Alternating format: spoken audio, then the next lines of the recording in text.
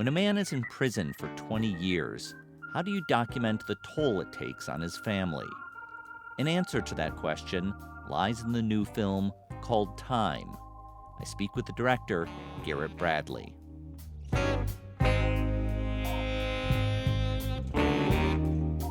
I'm Tom Powers, and this is Pure Nonfiction.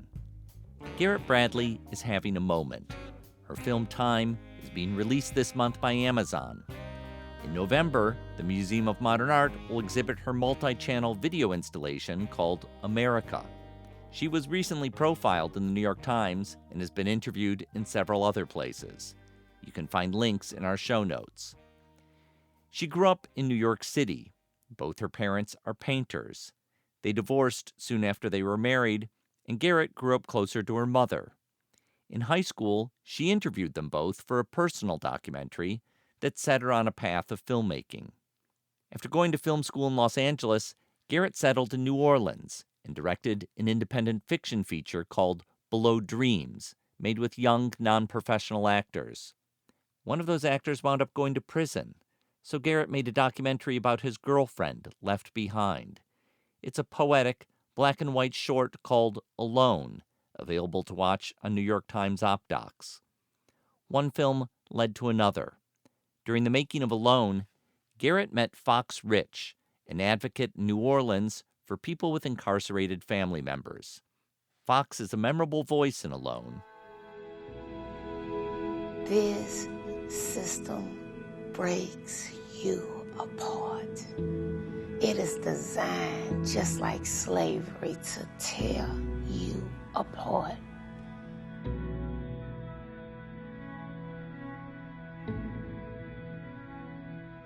And instead of using the whip, they use Mother Time. They use hardships. They may not hang you from the tree, but the experience itself is just like when they used to hang people, but barely hang them and leave their feet just tiptoeing around in the mud so that they're constantly on their tiptoes fighting for their life. That is a daily experience when you are an incarcerated family. You are hanging on by a rope, tiptoeing in the mud, just trying to get enough solid dirt under your feet to still live. Garrett came to learn that Fox Rich had a deep lived experience with this system. In 1997, Fox and her husband Rob were in desperate straits. They tried to commit an armed robbery of a credit union. Rob went inside with his nephew, while Fox was meant to be the getaway driver. It was their first offense, and no one was physically hurt, but the sentencing was harsh. 60 years in prison for Rob.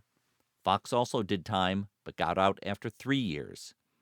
Afterwards, she became a successful entrepreneur, raised their 6 boys, and dedicated herself to getting Rob released against all odds. In Time, she describes the toll it takes waiting year after year.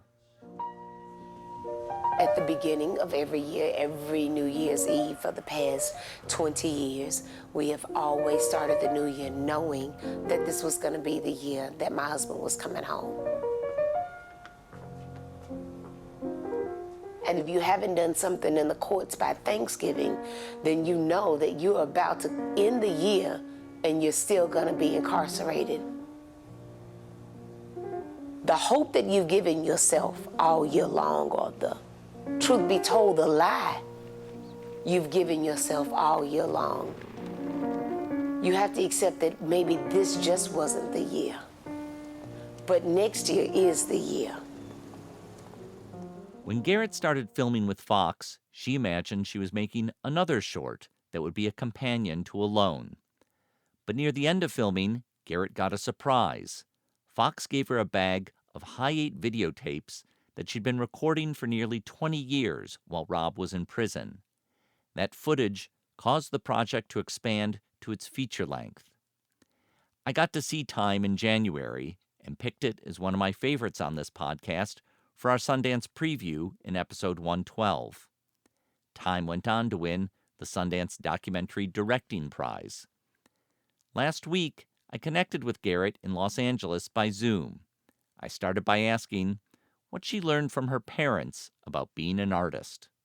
First, I don't have anything to compare it to, obviously, but I think both my parents being artists, I took a lot of things away from that. I think first and foremost, it was really about understanding the role of community in your life. I mean, even as painters, painting is a practice to a certain extent of solitude. But it is also very much dependent on being able to have an exchange, with people, in terms of thinking and expanding your ideas and expanding your uh, the way in which you work, context, right? And I don't think that that's been any different for me as a filmmaker, working in a different field. So much of what I do is dependent and inspired by the community that I am immediately a part of. I think the other part of it, maybe on a more kind of personal level, is having the confidence to be curious. I think many of us, no matter what you do in the world, you want to be understood, and you see things and you observe things, and the things that you see make you feel a certain kind of way, and the way that you feel then informs how you act and what you do. And I think that one of the great sort of journeys in human existence is trying to find a way to feel complete, and being complete is connected to that very idea. How do you articulate those things and achieve those things? How do you communicate? How do you find a way to be understood in the world? And so much of that comes from confidence. So I think that is so much of what I got from my parents. As you were thinking about developing your own means of self-expression, did you think about following in your mom's footsteps and being a painter, or did you feel like very deliberate that you wanted to scope something else out? I think painting is the hardest thing anyone can do. I don't think there's anything harder than it, because you can't fake it, I mean, you can fake a lot of things. You can certainly fake making movies, and even photography and even music. So I mean, I never in my life even thought about being a painter. My dad is also a painter, and I truly think it is, you either have it or you don't. And so, what were the things that set you off on a path to make films? And I guess I'm curious, especially since your work is uh, gone between fiction and nonfiction. Documentary being my specialty, I'm curious what are the things that drew you into trying to tackle nonfiction subjects. Well, I'd always been interested in movie making and filmmaking. And when I was in high school, I was fortunate enough to have a high 8 camcorder. And I spent the last 3 years at a Quaker high school that happened to have editing equipment. And so I was able to kind of start to play around with that type of language. And I think it was the defining point in my life of feeling like I had found that very thing I was mentioning earlier, which was how to articulate myself and how to express myself, how to feel like I had a purpose in the world where I could give something to the world, in a way that felt right to me. And I think, to be honest with you, that because someone had told me that I was good at it and I felt validated in the process of it at that age, it's why I kept doing it. I really think, I know that Well, sounds that's like, that's a meaningful push. Right? yeah. And I mean, getting into documentary filmmaking, I mean, I hadn't thought so much about genre, to be honest with you. My first paid commissioned opportunity was with Field of Vision. And I made 2 short documentaries with them. And so I think documentary filmmaking is where I got my first opportunities to make work. My first film, my first feature length film, Below Dreams, which premiered in 2014. I mean, that was all money that was raised through being in graduate school, through friends, through family, through Kickstarter. I didn't have a company behind me. No one cared what I was doing. No one cared if it was finished or anything. So I think documentary was the first time I was given support to do something. Um, you grew up in New York. If I understand your CV right, you went to school in Massachusetts and California, and then you wound up in New Orleans, where a lot of your films are set. Um, can you talk about what drew you to New Orleans? Yeah, I started when I was in graduate school in California. I had, during my summer break, started taking Greyhound buses between New York and New Orleans, and I was meeting a lot of people my age during that time period. And I had a tape recorder and I had a still camera, and I didn't really have any purpose for why I wanted to engage people. Um, Now, let me just stop because New Orleans recent history is very specific point in time when Hurricane Katrina hit the city in 2005, and then it went through a period of recovery. So the time when you were going there, where did that fit into the history of the city? So this was about between 4 and 5 years after Katrina, is when I started going to New Orleans. And, I was in college when Katrina happened. It was certainly in my consciousness, but I didn't at the time have any family there or any kind of immediate connection with the city. So, my draw to it actually was coming from a kind of more abstract place. I really didn't have any specific intention for why I was being drawn to the city. I also didn't have any intention to make a project there in any kind of way. It happened to be that I was taking these 37-hour bus rides between New York and meeting all these amazing people who were my age and asking them questions that I think I was asking myself about what I wanted to do in the world, how I planned on doing it, what I was up against in the process of that.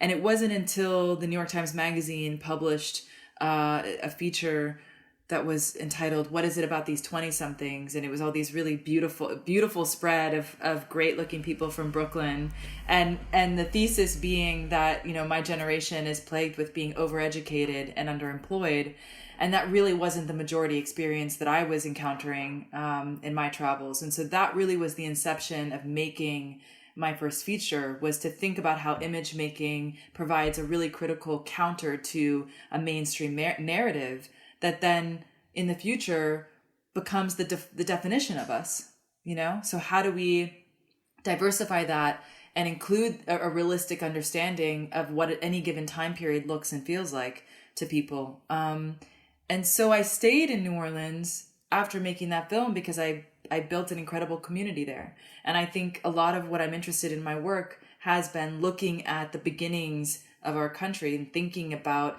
the genesis and thinking about the past of our country, as a way of understanding the present moment. And being in the South has been a really an important way of thinking through those ideas in a way that I think New York and Los Angeles and some of these larger cities, they're really focused on the future, right? And so the past and its history oftentimes are harder to see. I only know New Orleans as a tourist and love it. But I have always felt very aware about that city. Maybe it's true of any city, but accentuated a little bit in New Orleans of an insider-outsider status. And maybe it's a city that can welcome you in as an insider, but needs you to, prove yourself a little bit. And I wonder how you've experienced that in New Orleans, especially since so much of your work is about New Orleans. Yeah, I think New Orleans is sort of the exception to the rule because you're absolutely right. And I think that a lot of that has to do with, when you come to that city, you can't be coming from a place of extraction, I think you have to be contributing or giving to the space. And it's not actually just New Orleans, it's any place that you go to. I think you need to be giving something and making work, whether it's a film, whether it's no matter what it is. It can't just be coming, I think, purely from your own desire. I think that the desire needs to inherently be connected to what you plan on offering. What is it contributing, and what is it giving on some level? And it's funny because someone sent me an email recently, not related to New Orleans, but related to a place in California where they said, thank you so much for not mentioning this specific city in California and that you were staying here, sort of in this, because there was an article on a really public platform. And I thought to myself, there isn't an inch of American land that hasn't been stolen. And so the idea of territorialism around insider and outsider, I think, becomes a really complex conversation. But in the context of New Orleans, it really is a unique space where there is, I think, a very valid amount of ownership. And that when you come there, you have to honor that in a way that I think is unlike any other place in the country. As I understand it, you met Fox Rich, who's at the center of the film Time, when you were making this short film Alone, that also has themes of incarceration. And can you talk more about how you got to know Fox Rich and how that moved from an initial meeting to thinking about making a film about her? Yeah, I mean, I've never made a project with the intention, like I've never gone out into the world and said, I need to come up with an idea, or I need to find a subject. I don't use words like subject. I don't believe in phrases like access. I think I've been incredibly lucky. And again, I think it goes back to the importance of being a part of a community in a real way, and having people in your life who are not just inherently connected to the craft with which you're in, right? Because so much of the work has come from just being in the real world, separate from the craft to a certain extent. And so I met Fox, as you said, in the process of making Alone. But I truly, the real point of connection happened in my contacting an organization called FLIC, Friends and Families of Louisiana's Incarcerated Children. And Gina Womack, who's the co-founder and director of that organization, picked up the phone and said, you have to speak to Fox Rich for the purpose of making this other film. And I got to know Fox in the process of making Alone. And I think for me, I was in a place where I was really trying to contemplate what would it mean to make a sister film to Alone, to make two films that you could never disconnect from one another. But the purpose of it being that there are many, many stories that exist within this one topic. In the same way that Steve McQueen said, 12 Years a Slave can't stand in as the one narrative for this time period. There are hundreds of thousands of stories that exist that have not been told within this one context. And the same is true right now when we talk about the prison industrial complex, when we talk about 2.3 million people who are incarcerated. There's, if not double, triple that number of people who are affected this. This is the majority experience in our country. And so we need to be able to talk about the diversity of experience of how families are navigating the same issue in different ways. And I didn't want Alone to stand in as sort of like the monolithic experience of that Fox is a very different woman. The Richardson families, they're a very different family. It's a similar issue, but they're maneuvering it in a way that's wholly unique to themselves. And I think that is important as we think about how to not have this conversation be a monolithic, abstract, singular idea, that there are multitudes that exist within it. The film is in black and white, as many of your other films, not all as I understand it, are. What is it that draws you to black and white as a medium? Well, Yoshi Yamamoto talks about how when you cut with clothes and you make clothing, you can see the form so much better in black and white. And I like to think about filmmaking in a similar way. I also feel that when we think about the history of cinema, which is still so young, it used to be that we had to shoot in black and white, and then color became an option. And I think it's exactly that. It's still an option. It doesn't have to be a standard. I think we're still so young in the craft that to have expectations around what things are supposed to be, or that we even need to have any deep reason for why we choose what we choose, is kind of moot. But I will say that I really, in the case of Time, we went back and forth, myself and Gabe Rhodes, who's the film's editor. We did play with the idea of having it be in color because the archive is in color. But ultimately, we went back to it not only because I wanted it formally to stay connected to Alone, but also because it really provided a level of visual linearity and fluidity that was so crucial to sort of the overall themes and understandings of how we were subverting the importance of chronology and of linearity to a certain extent. It allowed us to move back and forth with hopefully more ease and grace than I think the color was offering. So I've read that you had done a lot of filming with Fox Rich. You were getting ready to edit the film, and then she said, "Oh, by the way, I've got these tapes," which she'd been shooting for many years and become a big part of the film. Uh, I'm curious. Do you know, had she ever looked back on those 15 years or so of tapes, or when she was handing them you, was she handing something that she hadn't seen besides the time she'd recorded them?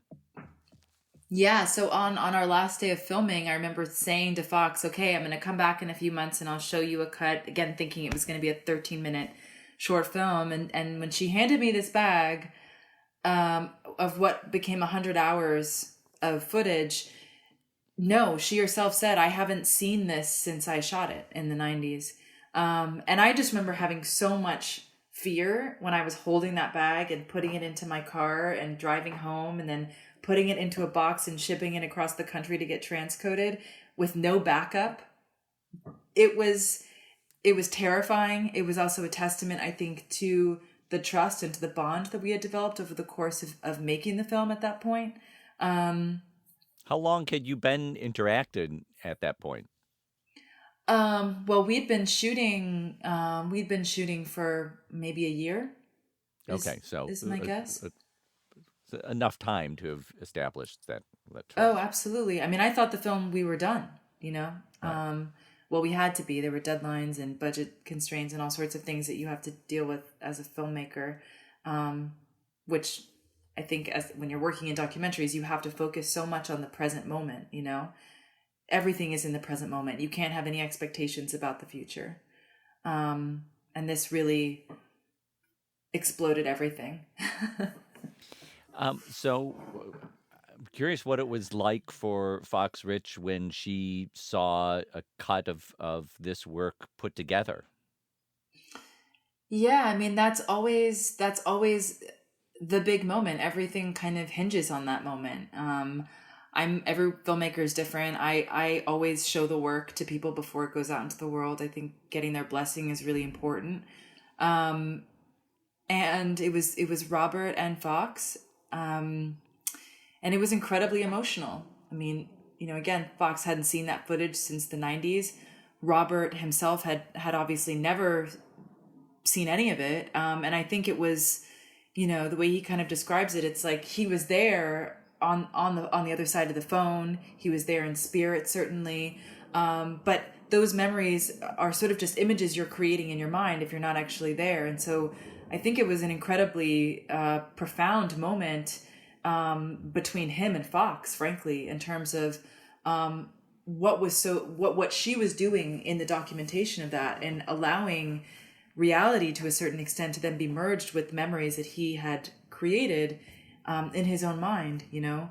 And I think that goes back to this idea for me, I think, of the function of the film as a whole, which is that I think in a variety of ways it offers a template for different types of resistance, different types of, you know, combating oppression, and one's self-documentation is a huge part of that. There's a lot going on in the world in 2020. You know, we could name a list of things. I wonder how you've been processing everything that's going on this year. Well, there is there's a lot that's going on in 2020, but I really think that it's a year of revelation just as much as it is about disaster. It is just unpeeling everything that has always been there. So I think on some level, I am thankful that we are at a point where we can no longer avoid or equivocate or ignore what's always been there. I think that, you know, the movement,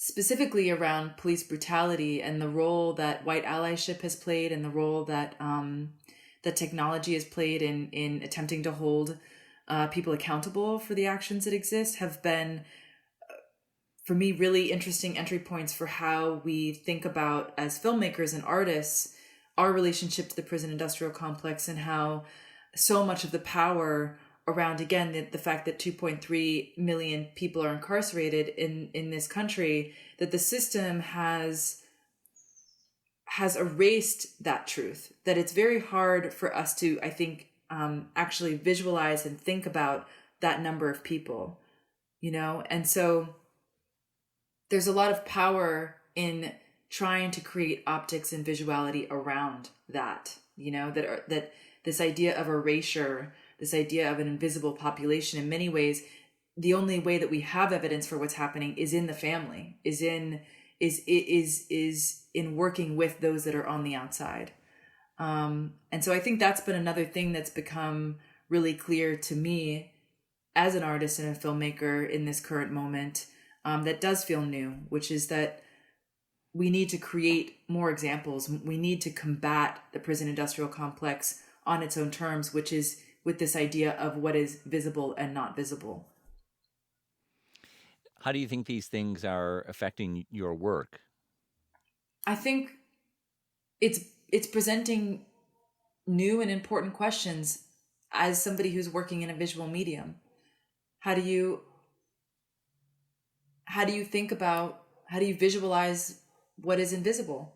How do you create proof and evidence of something that has been erased? I think that's a question that I'm sitting with and will continue to sit with for a long time.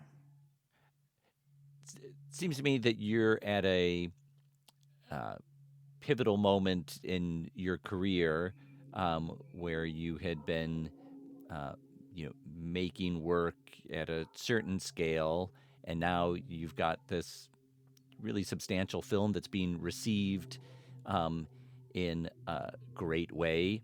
It has, is going to get a major distribution push, and I think about when Ava DuVernay was at Sundance in 2012 with Middle of Nowhere, and she was someone who was at a kind of similar inflection point in her career. She'd made a lot of work, but since then she's had a lot more opportunities opened up to her. And I can imagine that at this point you probably have people coming to you with offers that wouldn't have been happening a couple of years ago, and there's something that is exciting about that. And there's something that might be exhausting about that, to have so many different podcasters and journalists like me trying to extract something from you. I wonder how you're experiencing this moment. I go back and forth with what it means to explain your work, to make your work, and then to explain your work. I think in the context of this project, it's really important to have a conversation and to repeat as many of the same questions as you can, no matter how tired you are, because the questions are a reflection of what people need to know. They're a reflection of where we're at. And if a question is being presented, that means that someone's looking for an answer, that there is a need for a dialogue. And so I think it would be naive and selfish to not honor that, and to not be giving to it, even if it's exhausting. You can't even understand what it's going to be like until you're in it. Yeah, certainly. That is definitely true. And I mean, someone needs to make a film about like the press junket of like what it is to do like 5-minute interviews about 75 things like of the same question back to back. I mean, and to feel like a robot, but to not give in to the robotic feeling that you start to get, but I don't know. I think it's not every project I would feel comfortable doing this with, but I think with this film in particular, again, I think that the questions are entry points for something that's really important.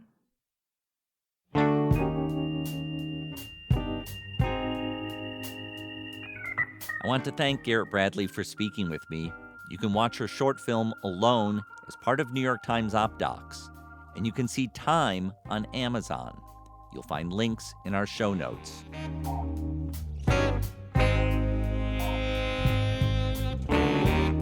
I want to bring your attention to the Doc NYC Festival coming up November 11th to 19th. Thanks to the pandemic, the festival is moving online this year, so you can buy tickets to screenings from anywhere in the United States. We'll also hold free conversations accessible anywhere in the world. For more information, go to docnyc.net. Thanks to our team, series producer Hannah Nordenswan and web designer Cross Strategy. Our theme music is composed by Andre Williams, and our executive producer is Raphael Nehausen. I'm Tom Powers. You can follow me on Twitter at THOMPowers.